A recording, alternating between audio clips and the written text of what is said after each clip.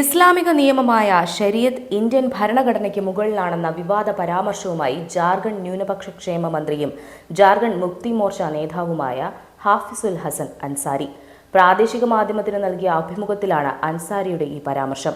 എനിക്ക് ശരീഅത്ത് വലുതാണ്. ഞങ്ങൾ ഖുർആൻ ഹൃദയത്തിലും ഭരണഘടന കയ്യിലും സൂക്ഷിക്കുന്നു. മുസ്ലിങ്ങൾ എല്ലാവരും ഖുർആൻ ഹൃദയത്തിലും ഭരണഘടന കയ്യിലും പിടിച്ചാണ് നടക്കുന്നത്. അതിനാൽ ഞങ്ങൾ ആദ്യം ശരീഅത്ത് മുറുകെ പിടിക്കും, പിന്നെയാണ് ഭരണഘടന. ഇതാണ് എൻ്റെ ഇസ്ലാം മതം എന്നെ പഠിപ്പിക്കുന്നത് എന്നാണ് ഹഫീസുൽ ഹസൻ അൻസാരി പ്രതികരിച്ചത്. അതേസമയം മുതിർന്ന BJP നേതാക്കൾ ഹാഫിസുൽ ഹസൻ അൻസാരിയുടെ പ്രസ്താവനയെ ശക്തമായി അപലപിച്ചു തന്നെ രംഗത്തെത്തി. മന്ത്രി ഹാഫിസുൽ ഹസനെ സംബന്ധിച്ചിടത്തോളം ഭരണഘടനയേക്കാൾ പ്രധാനമാണ് ശരീഅത്ത്. കാരണം അദ്ദേഹം തന്റെ ലക്ഷ്യത്തിൽ മാത്രം ശ്രദ്ധ കേന്ദ്രീകരിക്കുകയും തന്റെ സമുദായത്തോട് മാത്രം കൂറുപുലർത്തുകയും ചെയ്യുന്നു.